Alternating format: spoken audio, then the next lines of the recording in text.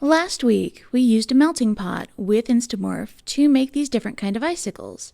Now, this week, we're going to take that final piece of work and using a heat gun, we're going to shape it into a candy cane. All you need for this is a standard heat gun and a protected surface to work on. This is a cookie sheet covered by a silicone sheet.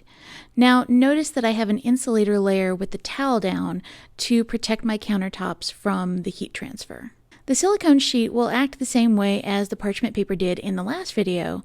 Just turn your heat gun on to low and move it back and forth across the part of the piece you want to change. I'm doing the whole thing, but you can just spot heat with this method if you like. Just make sure to keep moving the heat gun. You will get that same transparency as before after using the gun. Again, this should be cool enough to touch with your hands. All you do is just pick it up and make the top shape with your fingers. If you want to make a hole to put a string through, the easiest way to do that is take a pointed metal tool and pierce the plastic while it's still warm. Next, we're going to carve the plastic with a hot knife.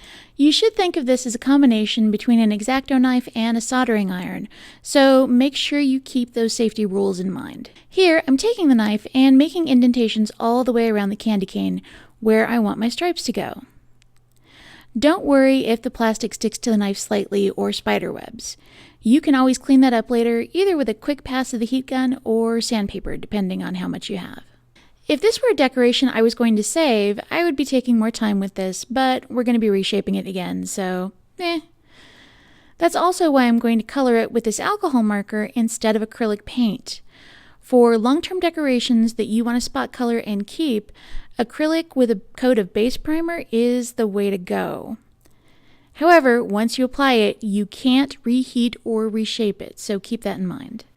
In the next video, we'll take a look at folding alcohol ink into your sculpt and coloring your moldable plastic with pigments. If you're a cool person and want to join the community, hit subscribe. If you have any questions, leave them in the comments below, and if this video has been helpful, please give it a thumbs up. That's it for this week, and I'll see you guys in the next video. Bye!